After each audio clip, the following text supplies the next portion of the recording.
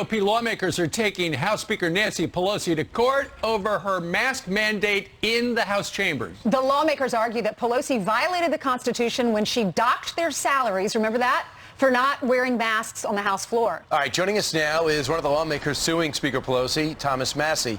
Congressman, what's your approach here? Well, you know, Nancy Pelosi is not just a tyrant, she's a hypocrite, and she has one set of rules for herself and another set of rules for everybody else. In the House, she has deducted money directly from our salary, which is in blatant violation of the Constitution.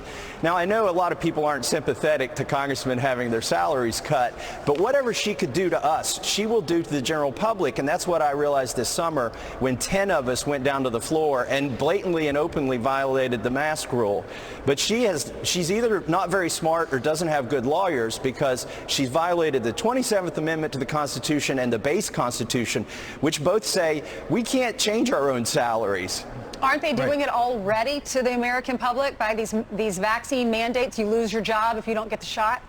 That's exactly right. You know, this summer, that's what prompted us to go to the floor. We had this mask mandate, and she said on TV, if everybody doesn't get vaccinated, we're going to wear the masks forever. That was the last straw for us. Right. I saw that the mask mandate in June was morphing into a vaccine mandate, and we had to fight it, or else she would do it to everybody else. Sure, and the whole point of all the members going down, the maskless members going down on the House floor, was because the CDC came out.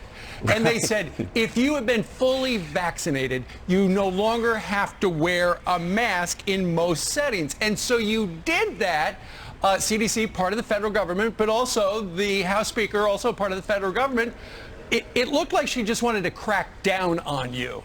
She did. She's never fined a Democrat, by the way, and she modified the rules so that she doesn't have to wear a mask when she's sitting in the Speaker's chair. When Joe Biden came to speak this summer, she told him he didn't have to wear a mask. She's just making this up as she goes, and again, she's got rules for thee, but not for me. Congressman, do you and your staff have to get vaccinated? Oh, no, we have no vaccine mandate, no mask mandate in our office, none whatsoever. What about all of Congress? It's up to you guys, right?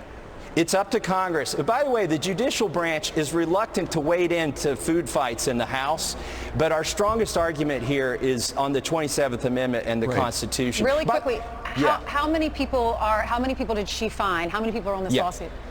There are about 10 of us, but 3 of us are on this lawsuit. Myself, Marjorie Taylor Greene, and Ralph Norman are on the lawsuit. Right. But, Congressman, you know that she and her team of lawyers will argue it's a public health emergency declared by the federal government, and there are extraordinary circumstances you can take in a public health emergency. You know that's coming.